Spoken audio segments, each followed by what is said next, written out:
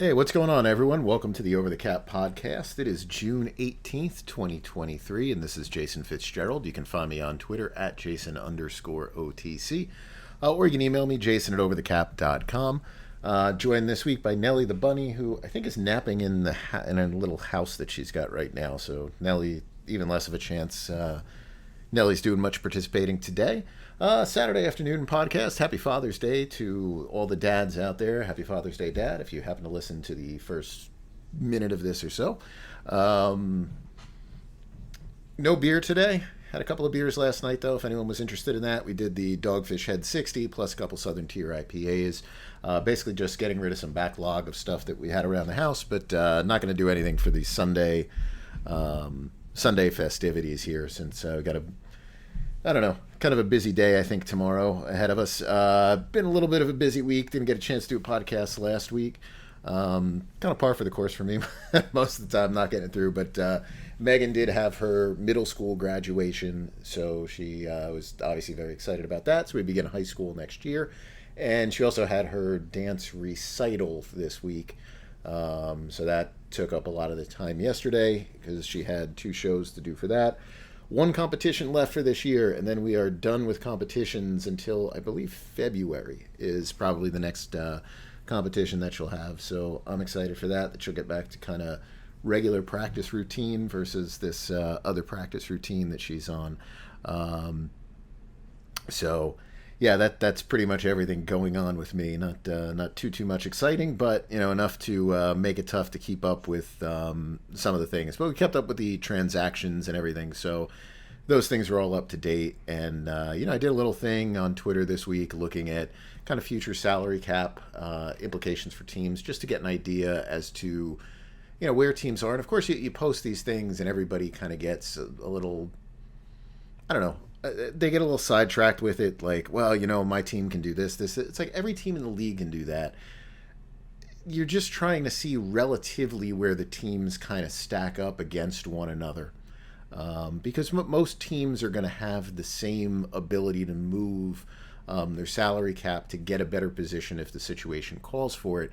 But it just kind of shows you that as things are structured right now, how much some of those teams do have riding on this current season. And, the thing that really stands out to me are the teams in the AFC East. The Jets have a lot in this. Miami has a lot. And Buffalo has just gone above and beyond to try and extend this window, which I kind of talked about before, that I thought that was a mistake for them. And I know that there's been a number of people who commented about this, like, well, why do you keep saying that? Why do you say that they're going too far? It's like, last year when you did the Von Miller deal, it's like that was your one. It wasn't a good move. All right, it wasn't a good contract. Probably wasn't a good decision. Obviously made worse by the fact that he got hurt, and I think the getting hurt was more the expectation. When you bring in a player like that and you're Buffalo, you should be bringing that player in the way the Rams brought that player in. You're bringing him in as a rental when you're getting close to the end of the season. But it's not just that. You look at the things this year, and it's like you bring back all these different players. And yes, some of them might be cheap, but at some point, you're going to give these snaps to the veteran players at a time when you probably should be trying to develop younger guys to jump in there. The younger guys are the players that give you the more potential. And really, outside of Josh Allen, that's what Buffalo is going to be relying on if they want to be able to actually extend this window. They need a great performance from their 2022 draft class. They need a great performance from their 2023 draft class if they actually want to go on and really be able to string this out. But I think that's kind of what they've done. And a lot of people are bringing up, well, Aaron Rodgers has a $100 million cap hit next year, so this isn't a real number for the Jets. Unless he takes a steep pay cut, it all kind of nets out. They're going to increase their salary cap allocation this year, so that's going to decrease the amount of money that they can carry over to 2024. Okay, so it's mainly going to net out. There will be a little bit of a difference that's in there because they can use a void year, and so they can move some of it. It would probably move the Jets from right now where they would be. Where did I have them? Maybe about 15 over, 20 over. It would probably shift them to kind of a neutral category, but they still wouldn't be average probably with the rest of the league. And then they have a lot of free agents coming up and everything else. So you look at some of those teams, you're like, they're really all in on this. You look at teams like the Chargers and the Saints, and it's like, well, they're really all in on this too. And, I think these are the teams that you look at and you go, it's really important that they, win this season. Otherwise, it's going to be tough. Denver's in a position like that. A couple of the teams. And, all these teams are going to have flexibility. The exceptions to that are going to be a team like the Eagles. Eagles are going to have less flexibility because the Eagles have built into their contracts already basically almost all the restructures possible, so that they have a lot less leeway than, say, a team like the Saints, who project to be, say, $55 million over next year. They have the ability to move from 55 negative to somewhere around 20 million in cap room. Let's say that. I don't have their restructure potential in front of me, but let's say in that kind of ballpark without making changes. The Eagles don't have the ability to get from 50 to 90. They have the ability to get from like 50 to 55. They don't have that type of wiggle room. But they're really the only team I think that kind of fits in that situation of all the teams in the league. But anyway, I just threw that out there. Some people, I'd gotten a couple of questions, and one, I didn't get a chance to reply by email. I will, hopefully this week. But it was asking about the Eagles and certain things that they do, and just learning a little bit more about it. And I'm hoping, this summer to do a couple of videos on stuff like that, like salary cap trends, just some of the more innovative things maybe that are being done with contracts that some other teams can duplicate or should think about. And obviously that gets into the concept of void years and the timing on stuff of different types of payments and structures.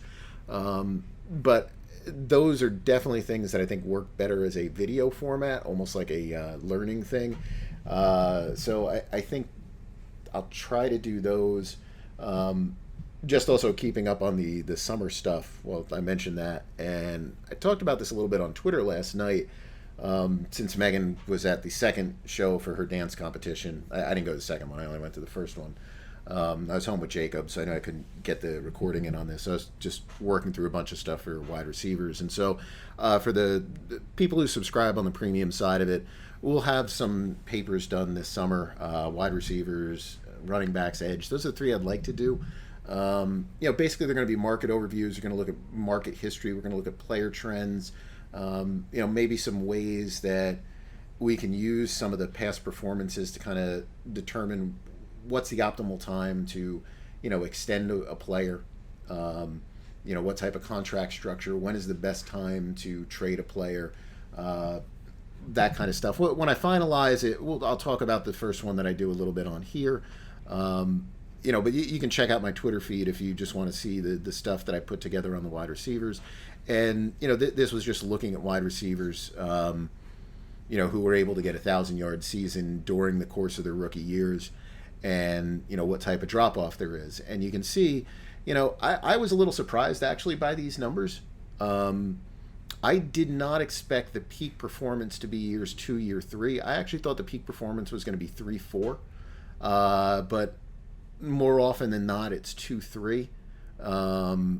Still solid play 3, 4, 5, and then you start to see that that decline where everyone gets into the whole, there's still possibility of doing this, and they have a big game, and that player's back, or he needs more targets, he needs more this, that, and the other thing. And the first thing that really popped into my head looking at this, and I think this is an example I'm going to turn to probably a lot, and that's Tyreek Hill. The way the Chiefs handled that.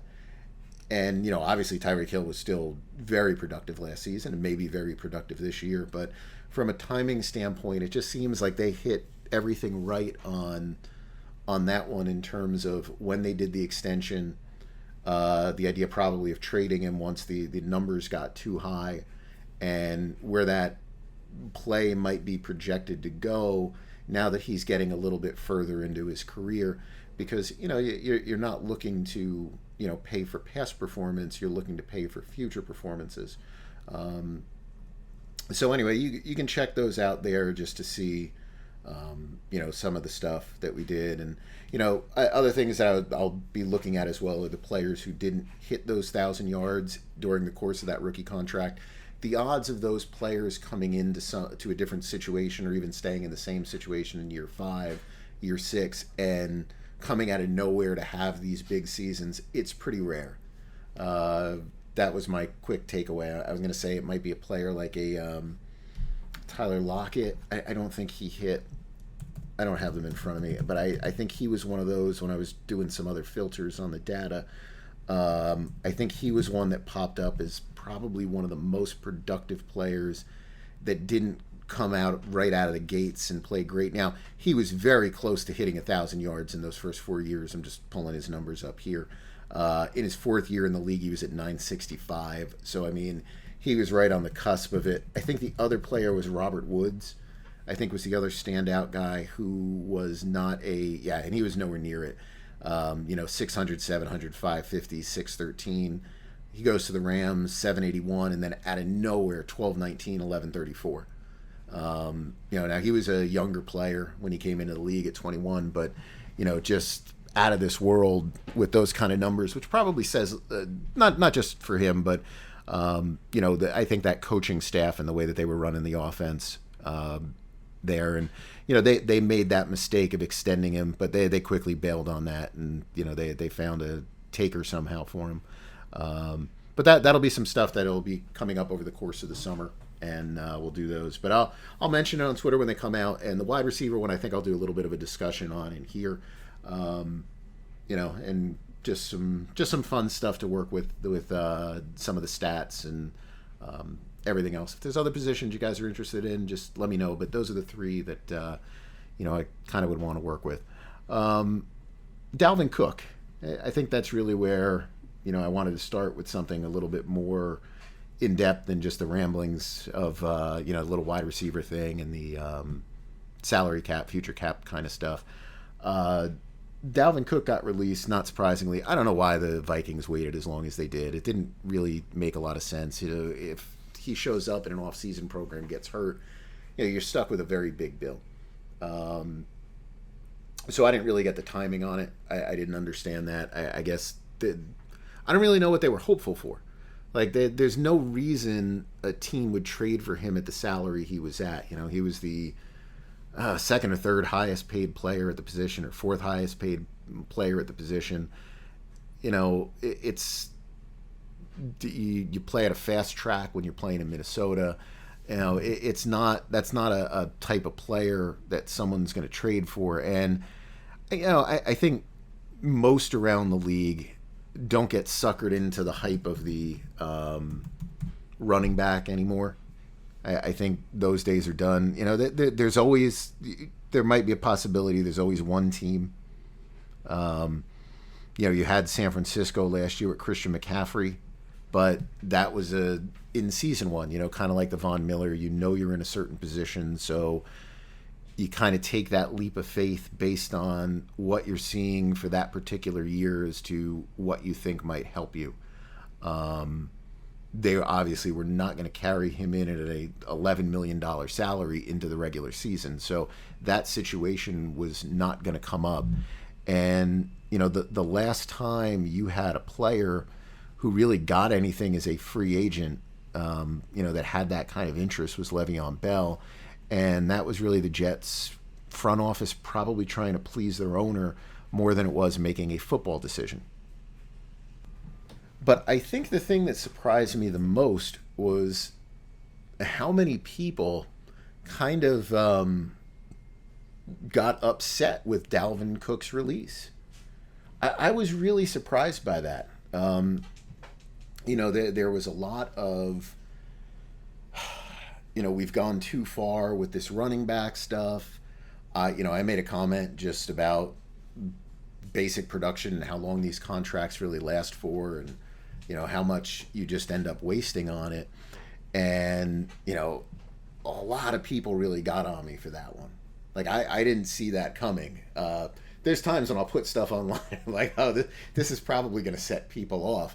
I didn't expect that one to do that. So I guess Dalvin Cook is pretty popular in Minnesota, and I think this was a player where maybe people have had a harder time really wrapping their head around releasing a guy when you look at the yardage totals, and you're seeing he's got almost 1,200 yards, he's got 8 touchdowns, 4.4 yards a carry. And it's certainly not an Ezekiel Elliott situation, right? It's a, Ezekiel Elliott was done. Ezekiel Elliott was a complete negative for that offense. Like they were in a position where they were having to play him simply because of the salary that was involved there, and the relationship, I think, with the owner. So, that this was not that same kind of situation. So I think people looked at this and it's like, well, how could you be getting rid of this player? So, one of the things is just that you've just got so many different factors in it. One of the big things that I think comes up is, I don't know, kind of the downside of play in the NFL. I talk about this from time to time. The NFL is very weird, right? It's a lot of coaches, general managers, players. Most are going to be kind of alpha personalities. They're probably going to be very bullish on, the outcomes of a team. You're going to be very bullish on the players that you sign. You're very bullish on the players that you draft. You overlook all the warning flags. You overlook all the negative possibilities.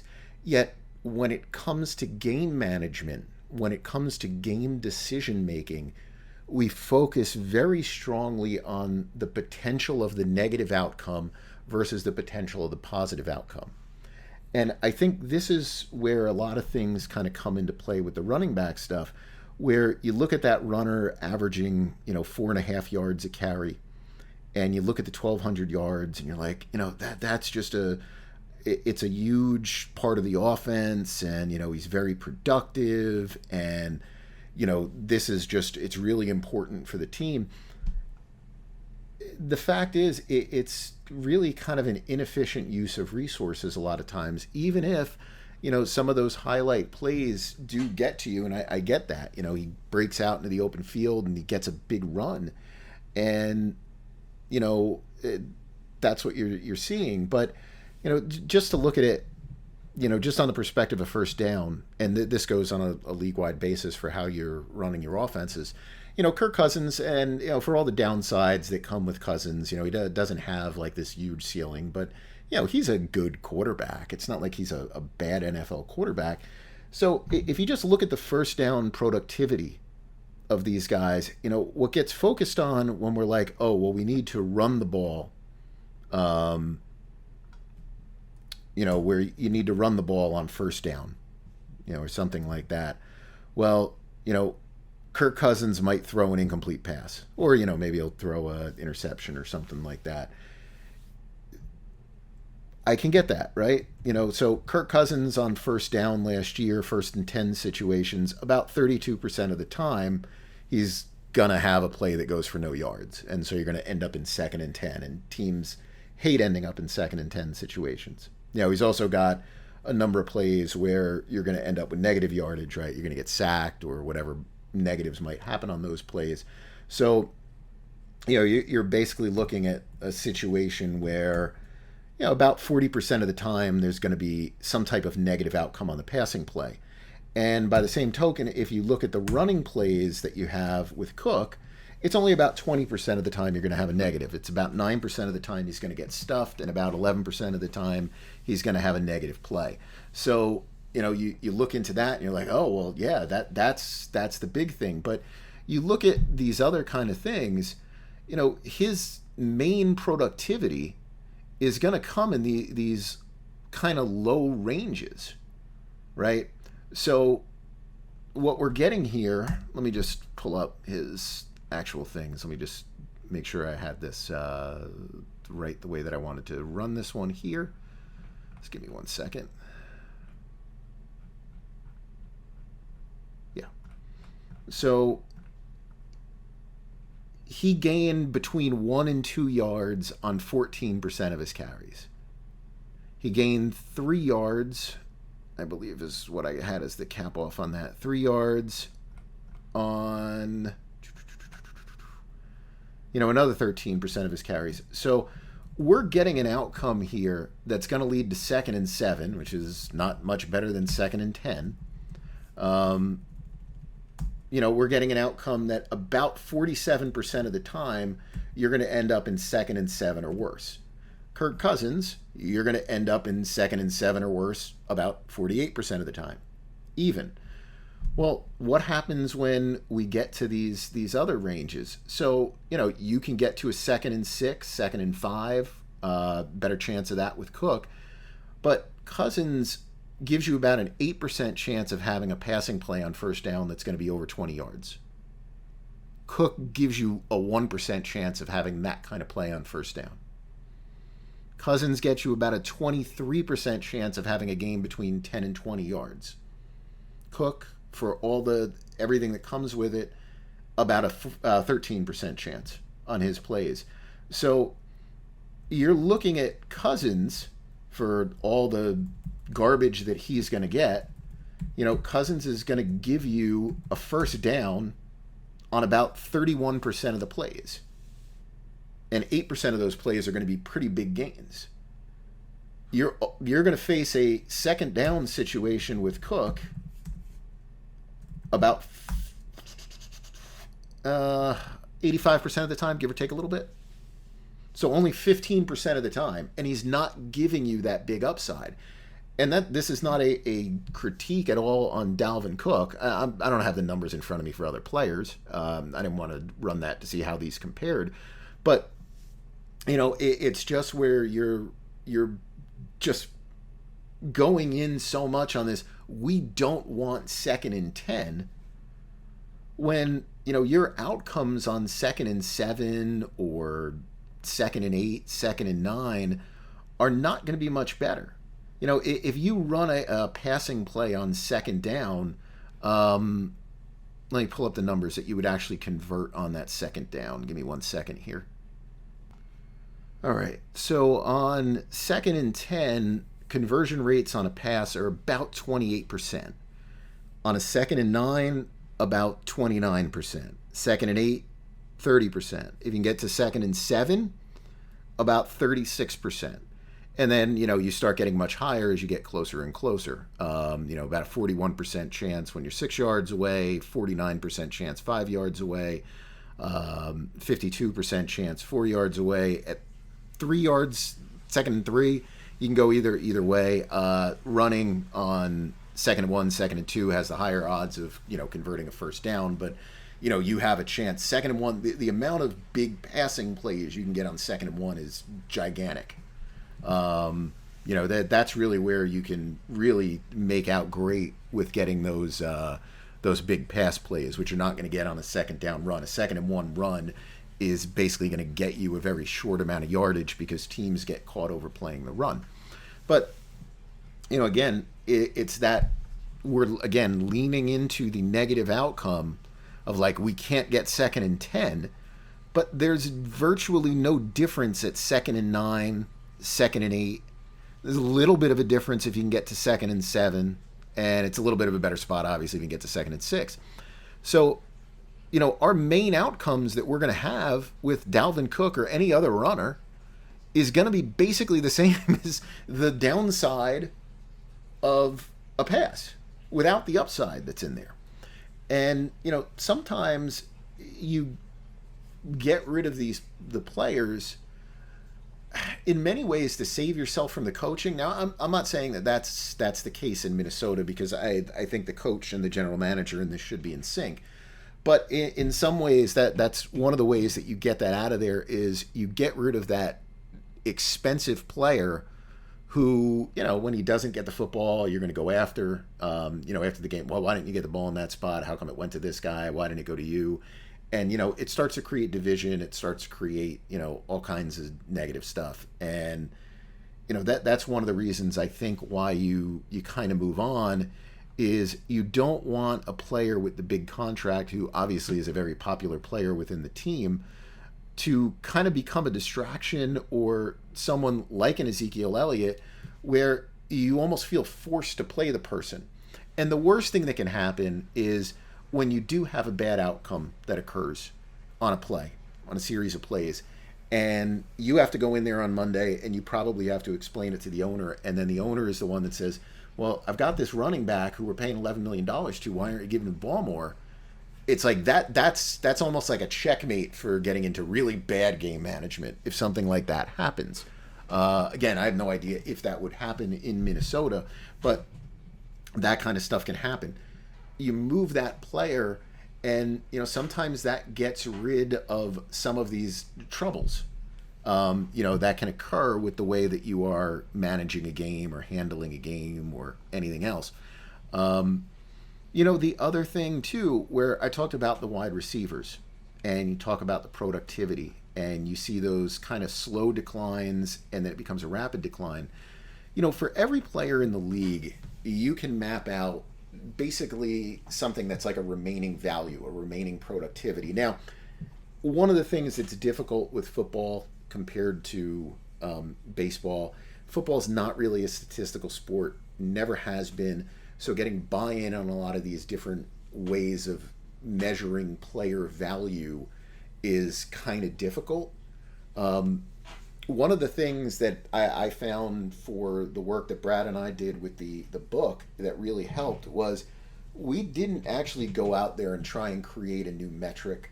We didn't try to, make something that measures, individual play. We do stuff like that. I have our own valuations. PFF has grades. Everyone's got something, right? But we didn't try to do that. My take on it was, let the NFL tell me what those players are worth. Let the quote-unquote experts at it tell me the value of those players. They're telling me that Mike Evans is worth X amount of dollars. So fine, I know where Mike Evans was drafted. I know what that value is relative to the market. And, we went with that. And that actually helped gain traction with teams that actually use the chart. It's just, they might not use it to actually make a trade, but they use it just as a guide for what are the likely outcomes, if the bullish end of the trade maybe doesn't happen. But one of the reasons why is because it's almost like you're like, well, we're just deferring to your judgment. It's like we're just showing you what's happened in your own NFL kind of universe. And I think that's probably where some of the stuff goes wrong with, when you're trying to come up with remaining productivity of players, because admittedly, sometimes looking at yardage is just it's a bad indicator. There's a lot of ways that people can gain yards that maybe don't make them efficient. But, even if you just want to use something like that as a baseline, you can map out a player based on where he was drafted. Let's say it's a running back, where he was drafted. And, you can say that, this should be based on his draft status, his career productivity level. This is what your outcome would be. And you'd obviously have some high and low end stuff there, but average projection. As he gets more and more statistics under his belt in the NFL, those numbers are going to adjust up, they're going to adjust down. There comes a point in time where every player has that drop. I talked about that with the receivers a little bit ago, where you kind of said, wow, in year 8, it's like a real kind of a significant drop off. Before that, it's kind of like a slow decline. You're still convincing yourself the player's got it. And then year 8 hits and you're like, oh boy, why did we trade for this guy? Or, why did we extend him? And so you need to do that with all the players on your team. And if you look at Dalvin Cook, the odds of him having another season that would be an 1,100-yard season plus a couple hundred yards in the passing game are probably pretty limited.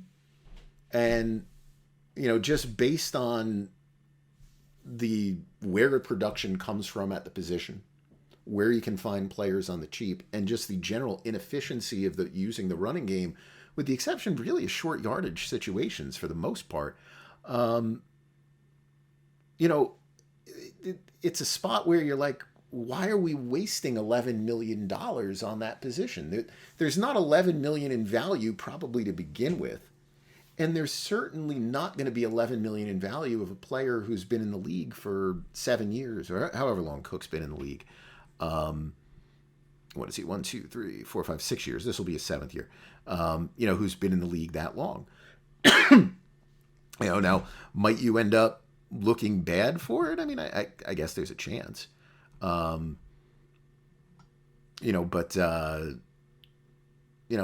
think those are the kind of decisions you have to make.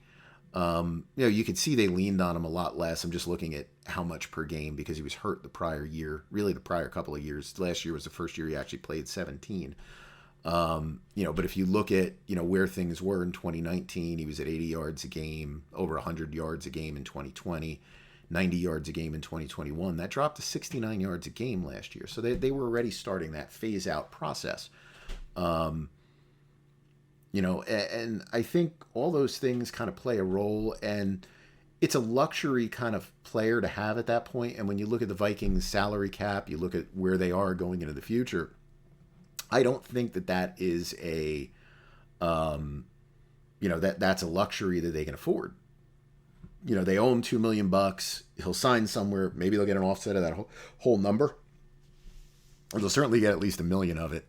But that, it's a better decision. It's a more optimal decision for building the team in the future. And, a lot of people looked at this and it's like, well, they're tanking. And it's like, getting rid of the running back doesn't mean you're tanking. If they got rid of the quarterback, I'd say, yeah, they're tanking. If they got rid of Justin Jefferson, I'd say, yeah, they're tanking. They're just kind of on this weird path still. But this was the right move for them for now and in the future. But with the running backs, you look at like a Barkley, in New York, and there's a business reason to keep Saquon Barkley.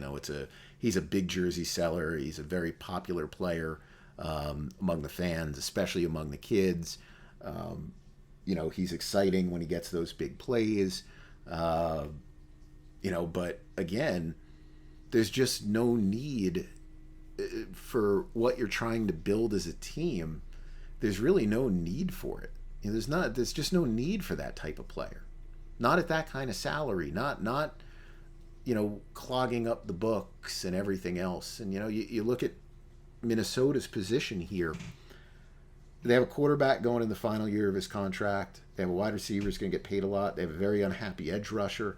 They had a much better than expected season last year, but they still have the same kind of root problems with their team, and they really haven't gone anywhere to address it. And this is kind of the first step to, I think, addressing it and, trying to be in a position where they can kind of turn this over into a completely new direction.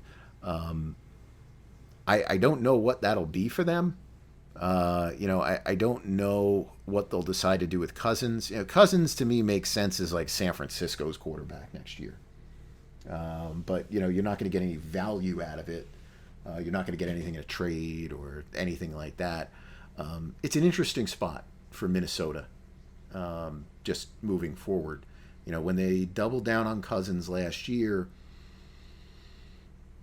you've got Jefferson where he's at, and he's going to be great for a couple more years. You just wonder, is that going to be wasted with a rookie quarterback? It's like you can fall into similar traps with wide receivers' impact on the game, I think, as you can with running backs. You can have a wide receiver that absolutely dominates, even if he dominates target share. Those guys are fewer. Michael Thomas, Devontae Adams, those kind of players. who have really dominated entire offensive output. But, you know, it's like you can get 120 yards, which is a great game. You can even get more than that, which is a fantastic game for a wide receiver. But if nothing else in the offense is working because you've got this young rookie quarterback that's not doing that well, you know, that you don't have the impact on the game. You know, and again, you get blinded by that, and you're like, well, they can't survive without this player. And it's like, yeah, but by the time everything kind of gets on the same page, he's not the same player anymore. It's a tricky spot. It's a hard spot to be in. I don't think anyone would be envious of Minnesota's position right now whatsoever, with how they're going to handle everything really going forward, because they kind of went into, and this may have just been ownership influenced, it's almost like that they've been on this same pattern that they would have been on with the last general manager of just waiting out the salary cap. It's not a mess, but just the salary cap side of it, and then seeing if they can, you know, fix things. But it's like you've just, the timing on everything, it just feels like none of it's going to work out, and they're not really developing anyone behind Cousins of note. It seems like there's no, I don't know. It's just a weird, it's just a weird spot. I don't know. I never expected this to, when they fired Spielman, I didn't expect this to be the outcome. You know, I thought that they were going to be in a situation that was going to be something much closer to what we saw in Chicago, where you started to just kind of see a purge, where you finally go, well, you know, enough is enough. Let's start, you know, moving guys out. Now, obviously, they had, you know, a good season last year, much better than I would have anticipated. I think anybody would have anticipated. But, you know, it's like they hit everything perfect, I think, to get there. And, you know, I've always said it, this team is built as like a 500 team. If you're built like a 500 team, there's a range of outcomes, you know, that range probably anywhere from 7 wins, you know, to something like 11 or 12 wins. You know, and that's, I think that, what did they finish with last year? They did really well last year. What did they finish with? 12 wins? I don't even remember. 13 wins. They hit 13. I mean, they came out great. They were outscored. You know, but their numbers, it was like the highest potential outcome that you could imagine, you know, for them. But it's still fundamentally the same issues exist with the team that existed last year.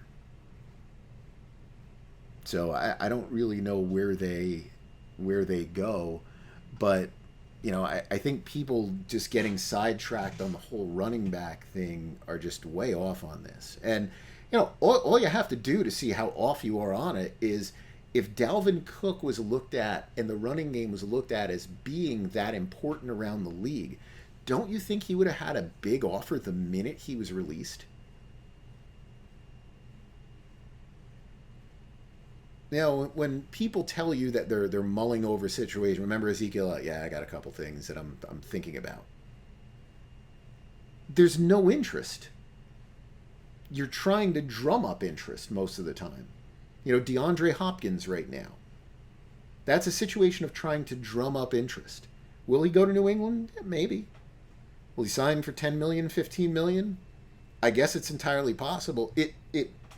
All I can picture with that one is Ocho Cinco, you know, in New England. It's just bad memories, I think, of that. Maybe he's a Jets fan. Maybe that's a good memory.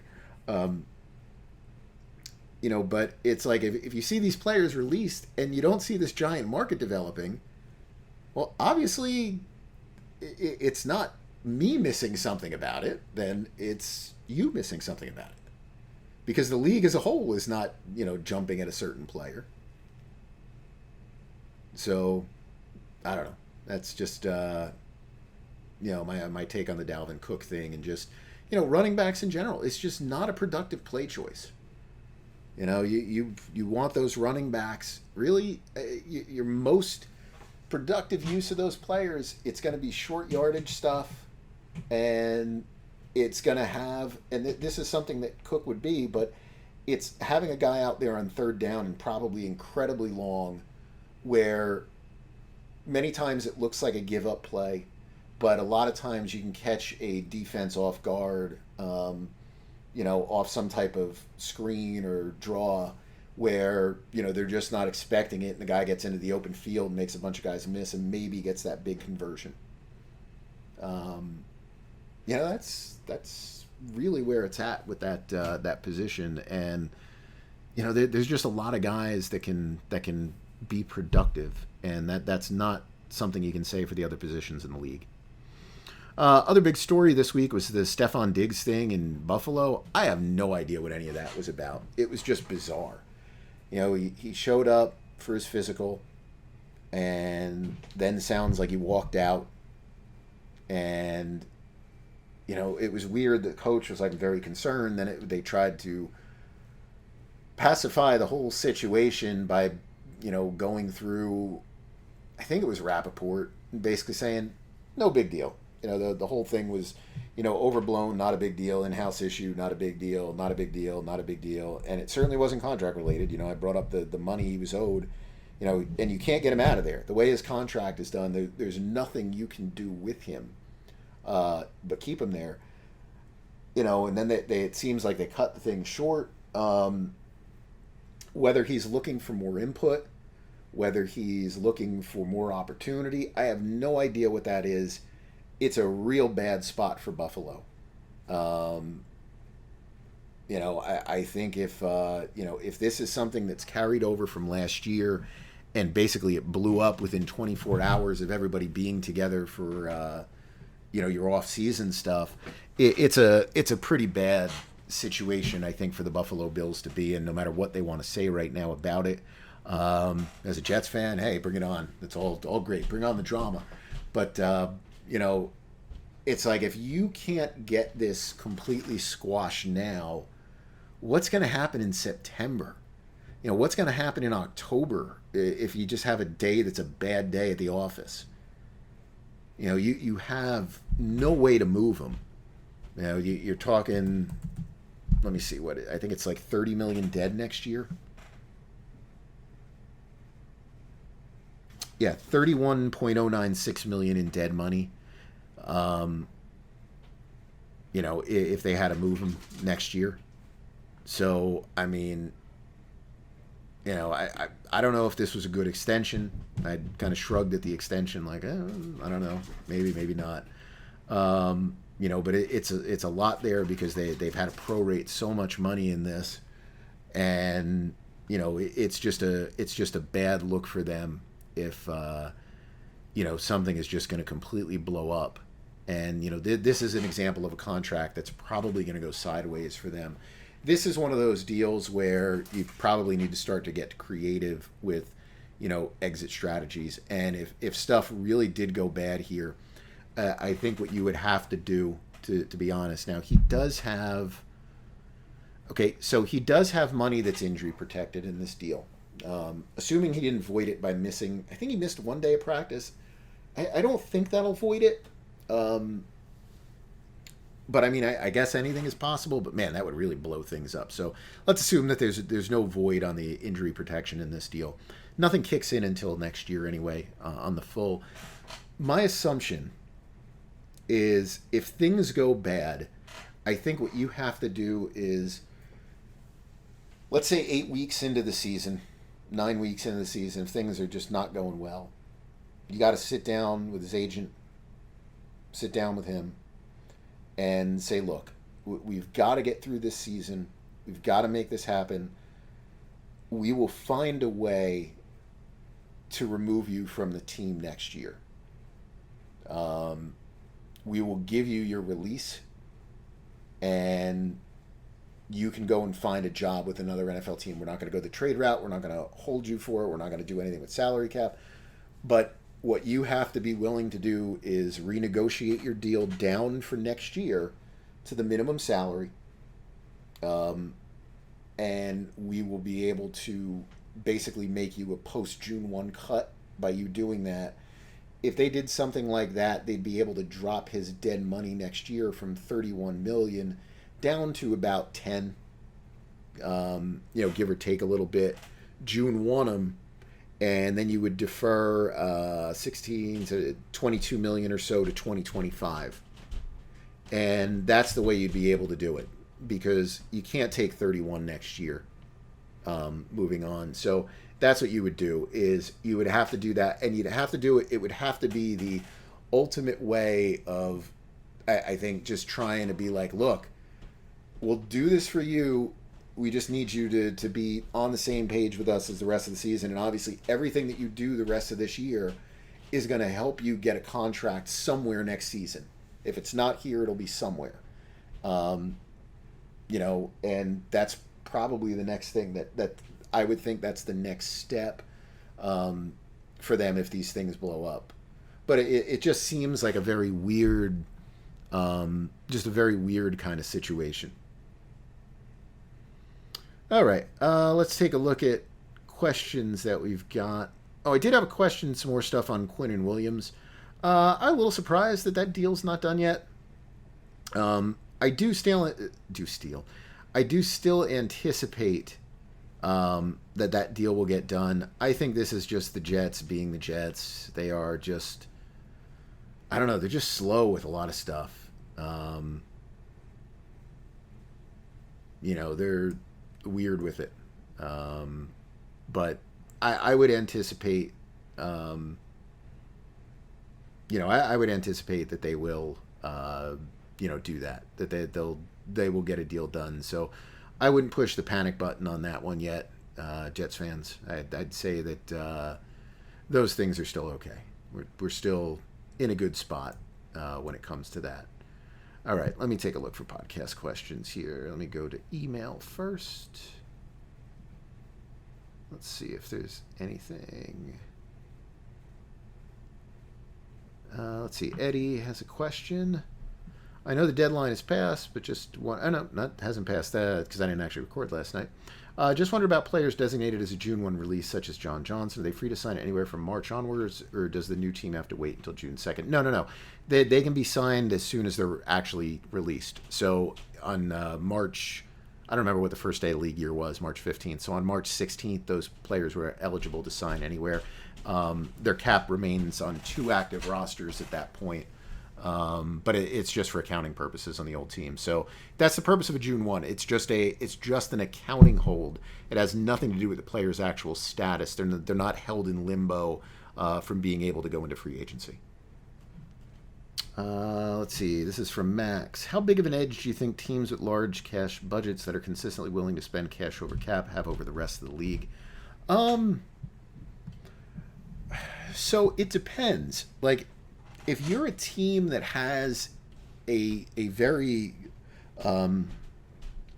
very good group of owners in terms of being willing to spend, and you're a good front office, I think that's a big advantage. Like Howie Roseman being in Philadelphia is he's going to have more of an impact there than, say, if he was hired by the Indianapolis Colts. The Eagles have a budget that allows them to, take risks, make some mistakes, as long as they're smart enough with the way they handle the salary cap to kind of cover up some of those mistakes. So I think, if you pair those two things, I think that can be a pretty big edge. Atlanta, I think that can be a situation that's a big edge. If you have the right guys in there, I don't know if who they have right now is going to be the right group that's in there. But that's a thing. I think that is absolutely the case. If you have a team that's willing to spend, Cleveland probably willing to spend, if you have that and you have a good front office, you're going to have a big competitive advantage over a lot of these other teams because you're going to think outside the box. You're going to take more risks, so you're going to get more, hits on some of those things. The worst spot really is to be with these teams that have a low budget, and doesn't have that great general manager, or doesn't have someone that kind of comes from that situation. Like, for example, Indianapolis right now, and I'm picking on them a little bit with the budgeting thing. The hire that they got was probably right, because you're bringing in someone who has experience working in an organization where things are a little bit tighter, and they have to get more creative to make things work. Whether that's their investments that they have in their coaching staff, whatever they're doing with the way they're approaching the draft, how they approach their veteran contract extensions, and obviously, Kansas City has been incredibly successful. But that meshed well, I think, with the Indianapolis, kind of philosophy.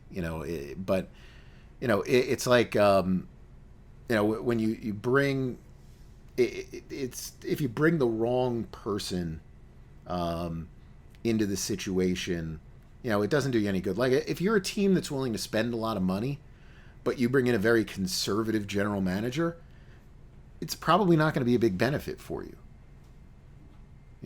The negative is, though, when you do have that, free spending owner, and you bring in a bad group of general managers, then you just get like disaster. That's when disaster strikes, because you have this ability to just spend and spend and spend and spend, and you probably don't think about the consequences, that might come up in the future. So I think it can be a negative when you get those teams with that type of budget. But I think it's a very big positive if it's the right guy in the front office that's in there. And I think that makes it much, much, much harder on some of these other teams to compete with that. Let's take a look.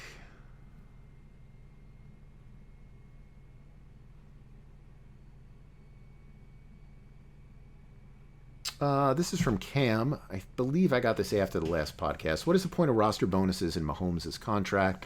Wouldn't making that money salary and then prorating it when needed effectively be the same thing? So it would and it wouldn't. The purpose of those is, as we all know, Mahomes took a very, very, very team-friendly contract, right? It's not in any way, shape, or form a good contract for him.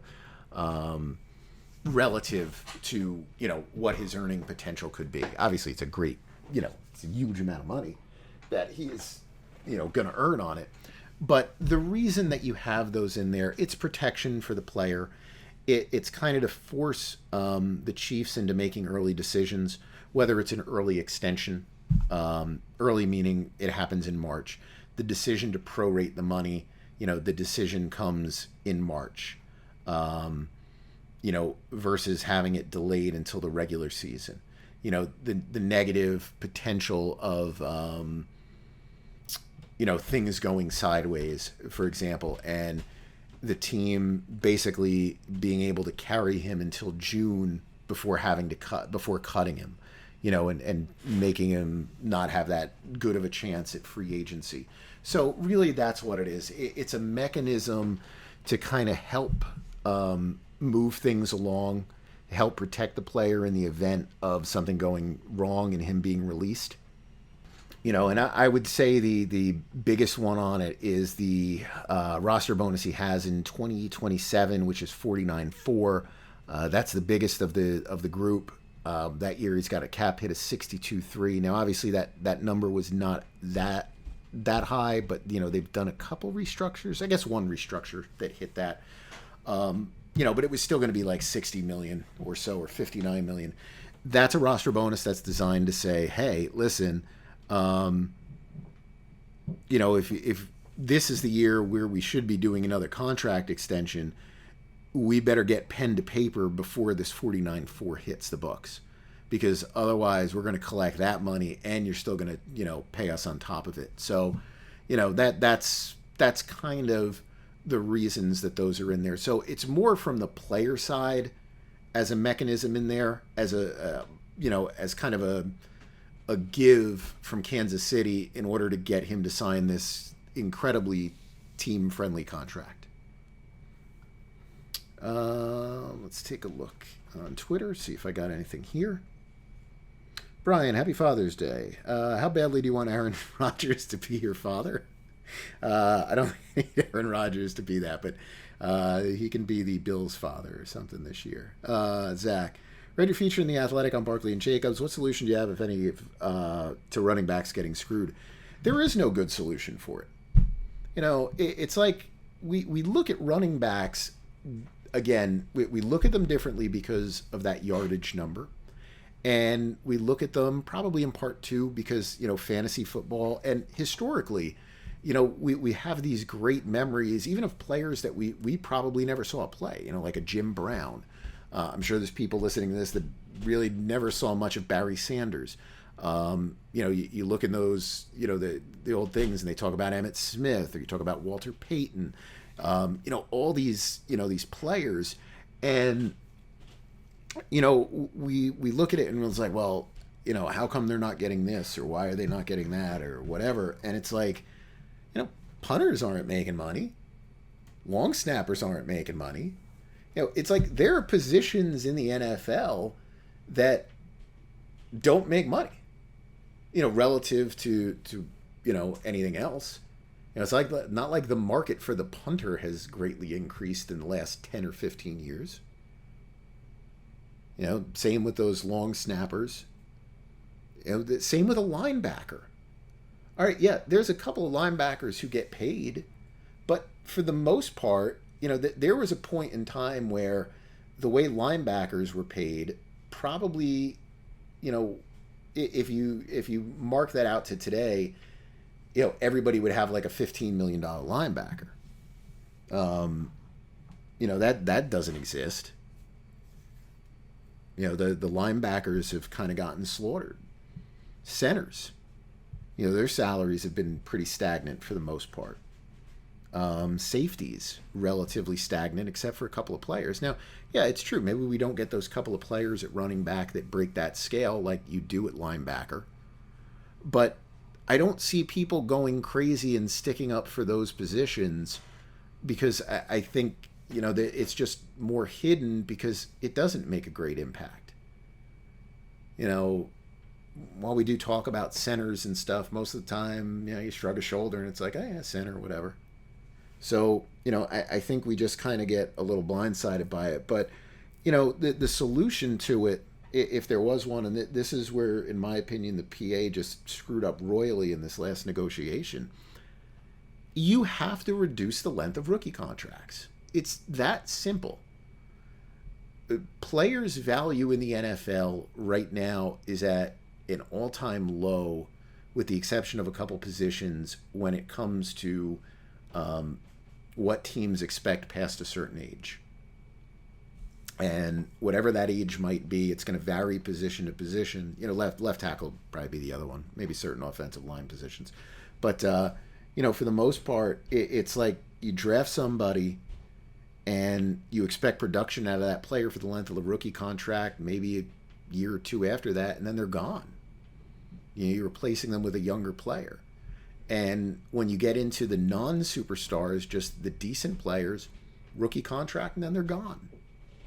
So, you know, it's getting those contracts lower, getting them to 2 years instead of 4, because people would pay then, because your running back productivity, while it's still not going to be the most efficient use of it, well, when I mentioned about like that career arc, that career value, a career remaining value that they have, there's still going to be productivity in there because they've only got 2 years in the league, and you're still going to get that productivity year 3, year 4, and you're not going to be as concerned with year 5, year 6 because, you know, you're playing, certainly you're playing for today more than tomorrow. And anyway, even if you sign a deal at that point, you can probably get out of it by the 6th year. So, you know, that's kind of the way that has to get fixed. David, if the young players on the Jets outperform some of the veterans who could be a salary cap victim this year or next. So I don't think anyone this year. You know, I think at this point, I would think the Jets' decisions are pretty much made. Let me pull them up. I'll just see. Like they're not going to cut C.J. Mosley because someone comes in and plays really well. Corey Davis maybe, but I don't know if Aaron Rodgers wants him here. He's not going anywhere. Becton, they'd have to find a taker for. I'm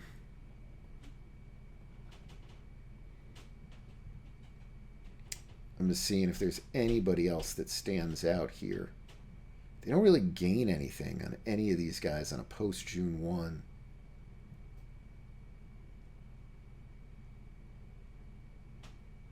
Cobb.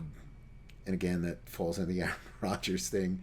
Next year, probably someone like a Laken Tomlinson, I would imagine, is in danger if somebody can step up.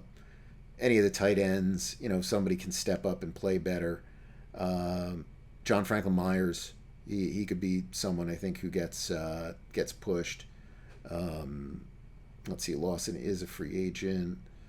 Quincy Williams has a partial guarantee. That would be one you could probably look at, even though there's a partial. I would say that would be more likely them looking at a pay cut versus anything else. Those would probably be the guys. I think Laken Tomlinson is the guy. If Jets can find somebody else, he'd be in big danger because that one right now looks like it was a bad signing.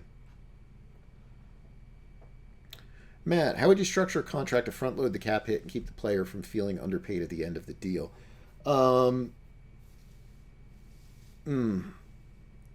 That's a good question. There's ways that you can do that. Basically, you'd be following San Francisco's model with Garoppolo years ago, where, what you're doing is instead of giving them a signing bonus, you are just paying it all as kind of a base salary in the first year. So you're still going to keep those salaries on the back end relatively high, but by prorating, by not doing those prorations, you'll keep their cap numbers low while their cash figures stay reasonable. So I guess that would really be the way to do it. If that was what you were looking to do with the contracts. Shoes. Supplemental draft question. If you trade the pick in a round but have one from another team in that round, can you offer it? Or for the draft, does it have to be your own pick? I'm not sure of that. I would guess it's the higher of the two, but I don't know. John, can you explain cash over cap? I saw a video on YouTube that argues the NFL salary cap isn't real because owners have the ability to pay cash over cap without limitation. If so, does that give large market, mega wealthy owners an advantage? Not really. You can pay cash over cap, but for the most part, again, unless you've got like these really good general managers who are, getting these players who really, outlast those age curves and everything else, and are just very creative with the way they're doing their deals. Eventually it catches up with you. For example, Atlanta and Carolina had, pretty bullish seasons a couple of years there in a row, and that they were spending money and they had to cut back significantly on spending because the salary cap caught up with them because the decisions didn't work out.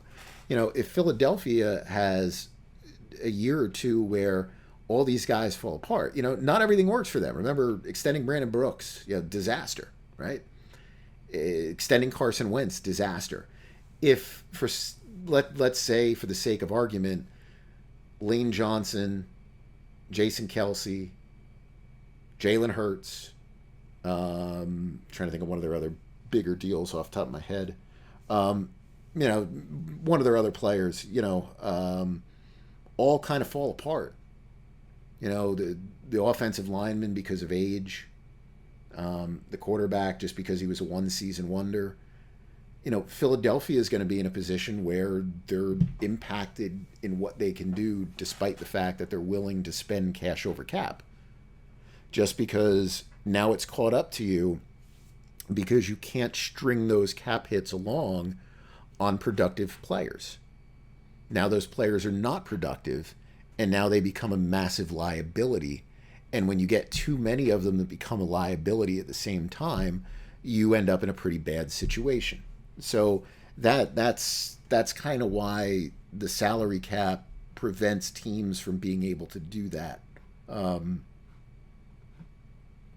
But as I mentioned earlier, being able to spend a lot more than the cap from your ownership, can be a very big advantage in the right situation. Colin, when using the OTC trade calculator to trade for draft picks, what do you call the APY for a player that doesn't have a position selected? Is it okay to say average projected APY and then expected APY? What's position is selected, or is there something else you prefer? It's just a blind position. It's just an average, I believe, is how we have that. What would be the average of all positions? I don't remember if that includes quarterback. It probably doesn't. I can't remember. The way that I like to look at the trade value charts is you're trading up, specifically the player you're going to get. When you trade down, it's very rare that the player you're going to get. I mean, there's some times where that is the case. Like, team moves from 6 to 7, you know who you're going to pick at number 7 because you know who they're moving up for at number 6. But you certainly have no idea who you're going to get in the third round. So I like to just use a blind number in terms of valuing it. And then I will go back after the fact and I'll plug in the positions that were selected and say, okay, this is the ultimate outcome of the trade. But when they made it, this was the expected outcome. Did they do better or did they do worse based on, how they decided to allocate their draft resources? Let's see if there's anything else. Looks like a couple more. All right. 13-4, Kings of the North. We got the Vikings. Why do you think the Bears are not trying to win in year 3 of Fields? I assume it's because Poles is negative on Fields. Seems crazy to not try to win in year 3 of a quarterback you actually believe in. I mean, they're trying to win. It's not like Chicago's out there. Chicago added a ton of money in free agency this year. They made a trade for a receiver. They made a trade for the receiver last year. Now, obviously, there's stories coming out that Claypool's not very dedicated, and they're not liking what they're seeing there. I think what Chicago is trying to do is Chicago wants to keep the flexibility around them to be able to continue to build around Fields or whomever else they might select, in the future with all these draft picks that they have, if Fields doesn't work out. So I first of all, there wasn't that kind of talent in free agency for Chicago to just go ballistic and just be like, I want this guy, I want this guy, I want this guy, I want this guy. Be like, okay, this is my team for 2 years. They're taking an approach where they added to the team this year. They're still leaving themselves a lot of leeway with the salary cap to where they can still significantly add next year. And they can probably still significantly add the season after that if they approach this year the same way. So I think they're not looking at this because, remember, Fields is not...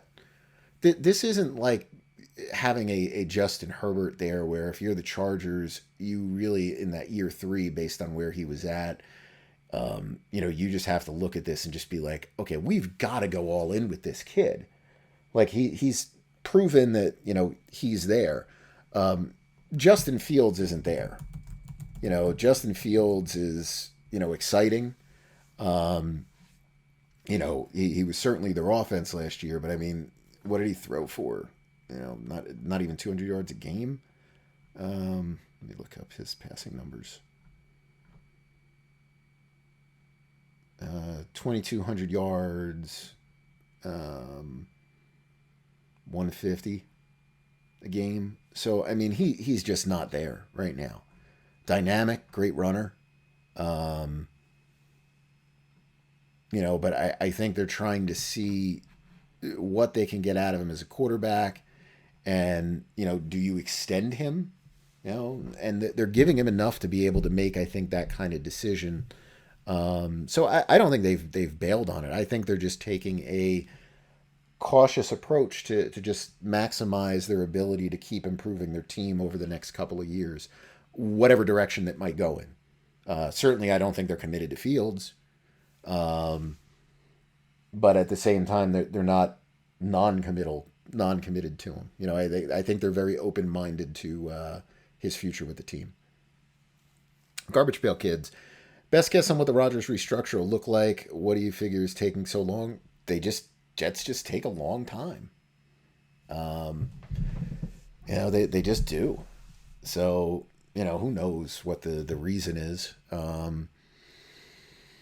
The Jets have, how much cap room do they have right now?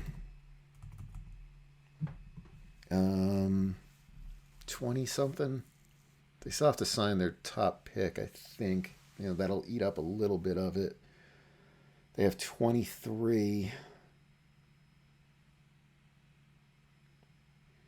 My assumption is it's going to end up looking very similar to what they would have traded for originally. They're probably going to need him at a cap hit this year of like 15 to 18 million. And, a cap hit next year of 30 million, 35. And then just defer whatever dead to 2025. That's probably what they need. I have a very hard time believing Aaron Rodgers is going to come and after everything that went on in Green Bay, come here and say, oh, okay, I was going to make about 55 million a year. I'll play for 30 million a year because I really love the Jets. Like, I just have a hard time with that. But I mean, if it happens, it happens. Navy SEAL supporter, who would you pay more to, Herbert or Burrow? Oh, that's a great question.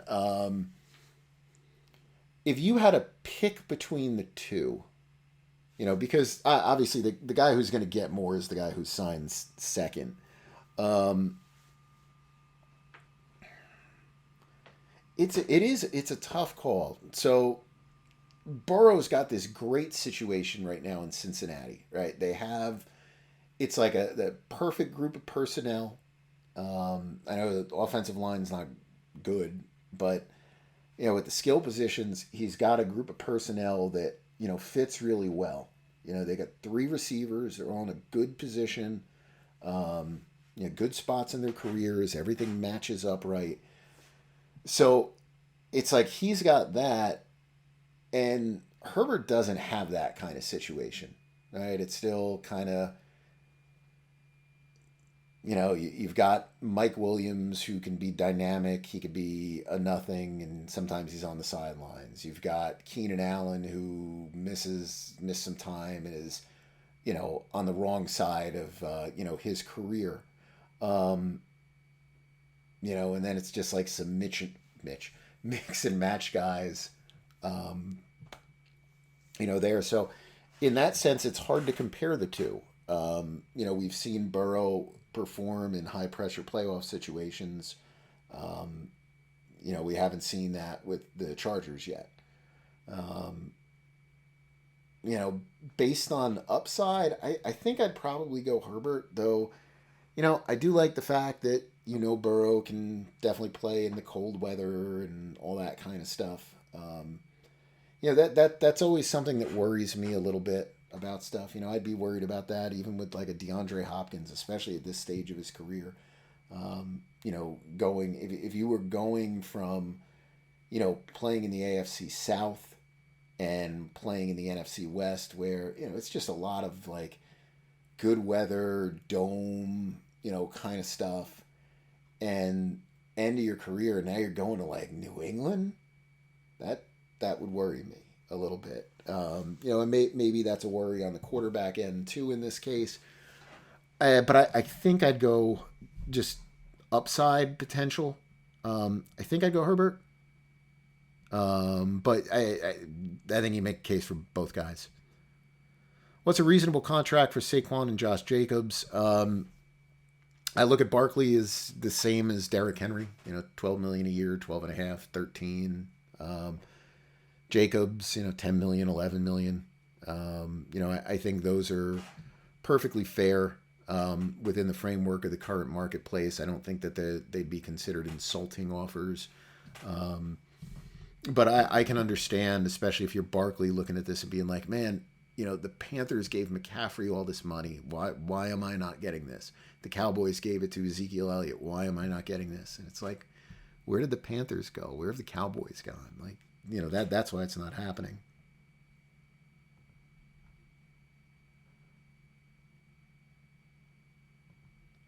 Bears.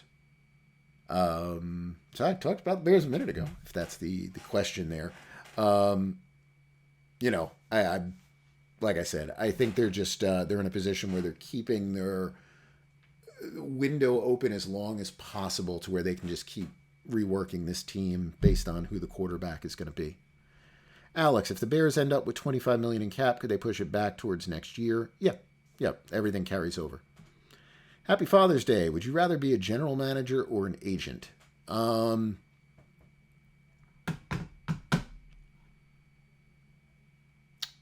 be honest, probably neither. I don't know if my personality would really fit either of those things. For what you do to be, kind of highly successful, I think, in those roles. Being a successful agent can probably be much more lucrative because you're going to have a much longer career with what you do. But it's a lot of salesmanship. It's a lot of recruiting. A lot of stuff that, has to exchange hands to get done. Running a football team, I think, would be a lot more fun than building an agency or something like that. But I don't know if that would really be, in a skill set either. I guess I would lean towards GM, but I don't think my skill set would be either of those two. Thomas, NFL teams can only trade picks for the next 3 draft cycles. What would be the implications if that was changed to 7 draft cycles like the NBA? Would most of the teams go all in or full tank? Any effect on contracts, salary cap management? So if you were allowed to do something like that, you would definitely have a bunch of teams that went all in. You would see some ridiculous trades. You would see Kirk Cousins traded for like 3 number 1 picks with the first number 1 pick coming in like 2029. I think you would get that. And I do think that would be a scenario where you would probably see certain teams bail on players, because of those draft hauls, which they would try to be selling to their owners like, we are really setting ourselves up in the future for greatness. But I think that's the big thing that you would see. I think that you would see just a lot of a lot of stuff that would happen. Now, you'd have to sell both. So, you would still get it would probably be one of those deals where if you traded a player away, you would get a number 1 pick next year. Maybe even a number 1 pick in 2 drafts, but probably you'd get a number 1 pick next year, and then you would just get loaded up with number 1 picks in the future. Jeff, I always hear the top 51 term used for salary caps. I assume that means only the 51 players that make the most account for the cap. Why it's 51?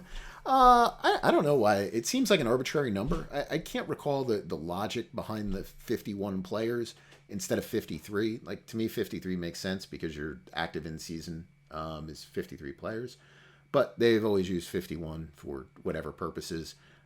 I guess it was probably in the early days of the cap to give the teams a little bit more leeway in the offseason, so they had some time to work out contracts.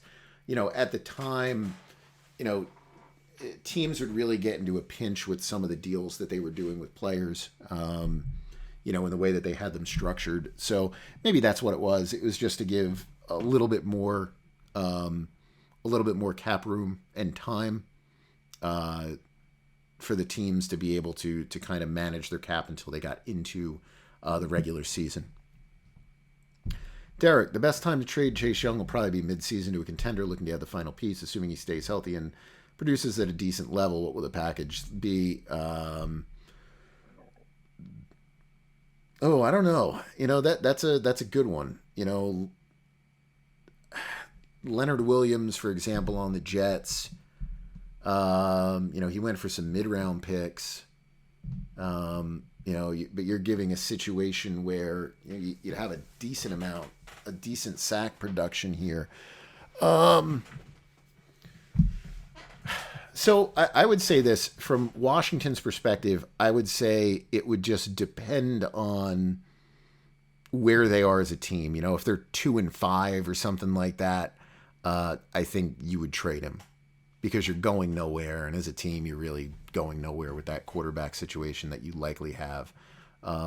If they're 4-3, you're probably not trading him if that's the kind of production he's giving you.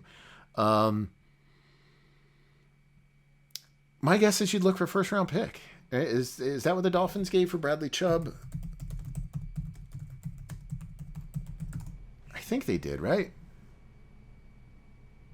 Yeah, they got a first-round pick. So I would imagine that would be what you'd be getting for Young, would be a first-round pick, if you at any kind of productive level.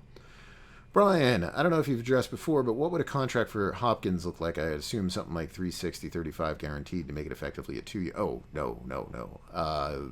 DeAndre Hopkins, 110 up to 15. Something like Odell Beckham, something like Michael Thomas. 110 up to 13, 110 up to 15. I can't imagine anyone else is going to do a 115 up to 18. But somewhere, I would think a year, somewhere between 10 and 15 million. Anything longer than that, that's insane. Tej, if the NFL got rid of the salary cap or implemented a luxury tax, what would it mean for the league? Would teams with the richest owners dominate? Would we still see parity? So, I think you would still see a lot of parity. The only thing is we do have more, there's more advanced thinking in the league. With that kind of stuff. And, the other thing is, even the owners that do have the biggest budgets, they've always pushed for a salary cap. So I don't even know how many of them would really go wild with spending. Probably be the same ones that do it now. So I'm not sure, but if you go back even in the pre-salary cap era, the salary cap probably has not produced as much as you would think. It did in the early days of the cap when teams were struggling with managing it. Lots of players got to free agency. You don't have those situations right now that exist. And the quarterbacks drive so much of what goes on in the league. And at the moment, at least, they all get extended. So it's not like those game changers are there to change things. So I think it would, the only way it would probably change significantly would be if the entire free agency system changed. So in other words, you'd have to get rid of franchise tags. You'd probably have to reduce the length of rookie contracts, that kind of stuff. If you had the ability to know that every player that got drafted, say 3 years from now, was going to be an unrestricted free agent, and you didn't have to worry about a salary cap, I think you would see, teams like Philadelphia, teams like Atlanta, they would blow things up completely. And I think they would probably have teams that, at least for a certain period of time, dominated the sport until, again, everything at some point levels out, right? Salaries can only rise so fast and so much, and then eventually it hits a breaking point and, things change. But I do think for, let's call it a period of like 10 years, if you had no salary cap and you had pure free agency after, say, 3 years, even after 4, where everybody was going to get to be a free agent, where you legitimately had a chance in any given year to sign, if 1 year it would be Trevor Lawrence, another year would be Patrick Mahomes, another year would be Josh Allen. Like, if that's what you're talking about, you would see the teams that had those rich owners would really push, because not only are they going to sign the top quarterbacks, they're going to go out there and they're going to make sure they sign that top receiver in his prime. They're going to make sure they get those best tackles in their prime, the best corners. You're going to see that, and it would change the whole dynamic then. But just getting rid of the salary cap, but keeping free agency as is, I don't think it would happen, just because the impact players are not there enough. I think to make that kind of a dramatic change. So I think you'd still see a lot of parity that exists now. But I think what you would not get are the situation. I guess that's what it is. What you wouldn't get are the situations like that I mentioned before with Atlanta, where they get into a period where they can't do stuff for 2 or 3 years because of the salary cap, because of the implications of what happened. Where the Saints are at, where, they can't do maybe all the things they'd like to do because of the salary cap. Those kind of teams, would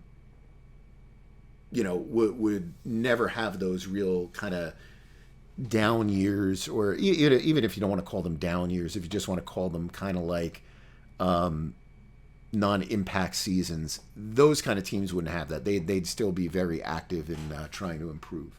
And right now they can't do that.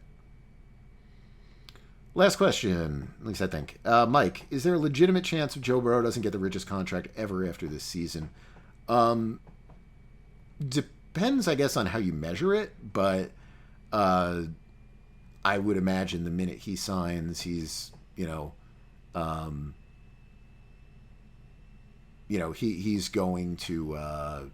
to get that.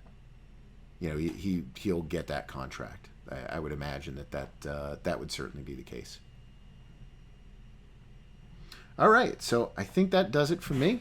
Hopefully I'll be back this week. I don't know what's going on with the schedule for stuff, but hopefully we'll be back next week and do some things. But if not, 2 weeks from now we'll do another podcast. So, anyways, any questions, you can get them to me in the interim, and I'll try to get to them. And like I mentioned, I'll try to get some videos done and a couple other things done over the course of this summer. But thanks for listening, and I'll talk to everyone again soon.